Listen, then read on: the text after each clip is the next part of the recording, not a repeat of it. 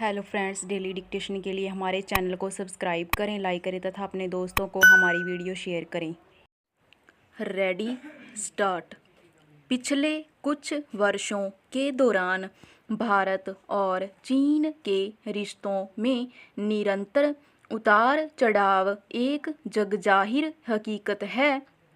भारत ने अपनी ओर से किसी भी समस्या के हल के लिए हमेशा सकारात्मक रुख दिखाया, मगर भारत के कदमों पर चीन की प्रतिक्रिया उत्साहजनक नहीं रही।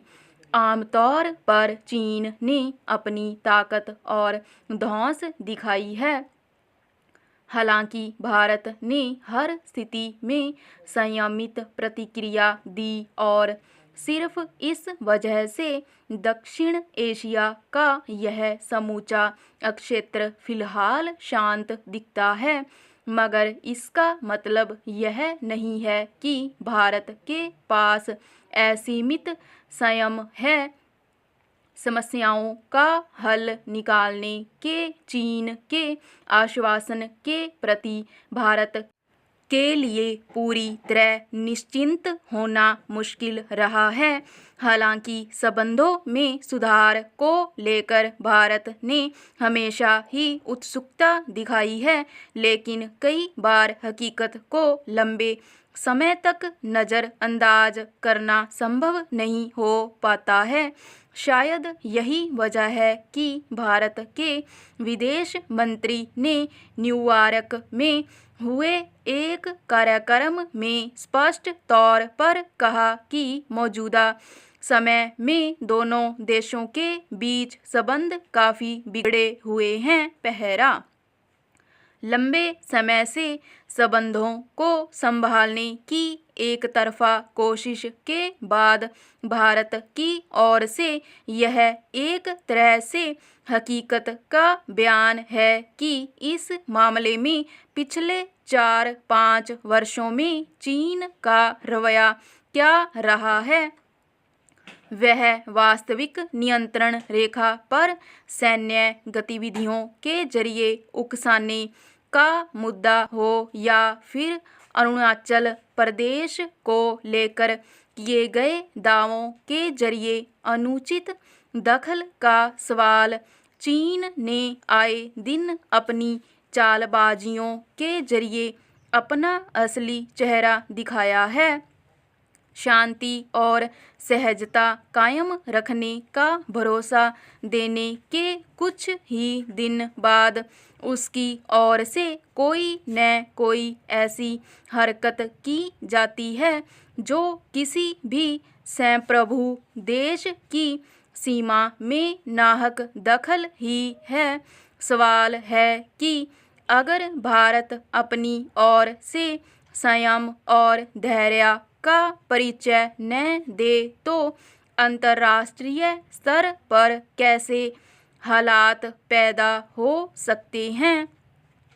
यह छिपा नहीं है कि चीन अक्सर नाहक ही सीमा पर अनुचित गतिविधियों के जरिए भारत को भड़काने की कोशिश करता रहा है, मगर भारत ने 2020 में गलवान में इसका ठोस जवाब देने के अलावा अब तक अपनी प्रतिक्रिया को नियंत्रित ही रखा है ताकि हालात और न बिगड़े। पहला, भारत के इस संयम को अगर चीन इसकी कमजोरी के तौर पर देखता है तो यह उसकी भूल है। विदेश मंत्री ने भी इसे अपने वक्तव्य में रेखांकित किया है कि भारत और चीन के रिश्ते एशिया के भविष्य के लिए महत्वपूर्ण हैं और न केवल इस महाद्वीप को बल्कि पूरी दुनिया को प्रभावित करेंगे। साथ ही अगर दुनिया को बहुध्रुवीय होना है तो एशिया को भी बहुध्रुवीय होना होगा।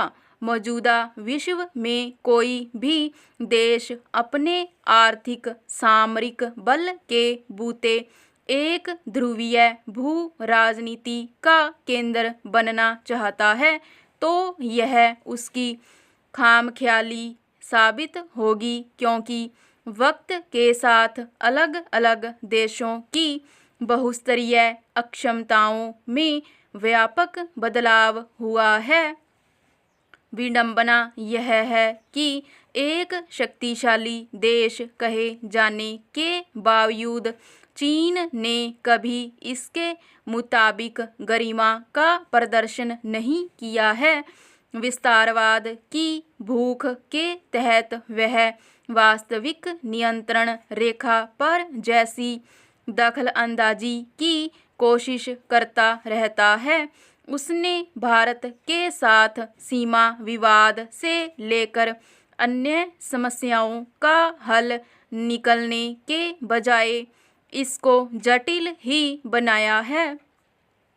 जरूरत यह है कि वैश्विक स्तर पर बदलती तस्वीर के मद्देनज़र चीन विवादों का हल निकाल कर भारत के साथ संबंधों को सहज बनाने की दिशा में ठोस कदम उठाए। स्टॉप।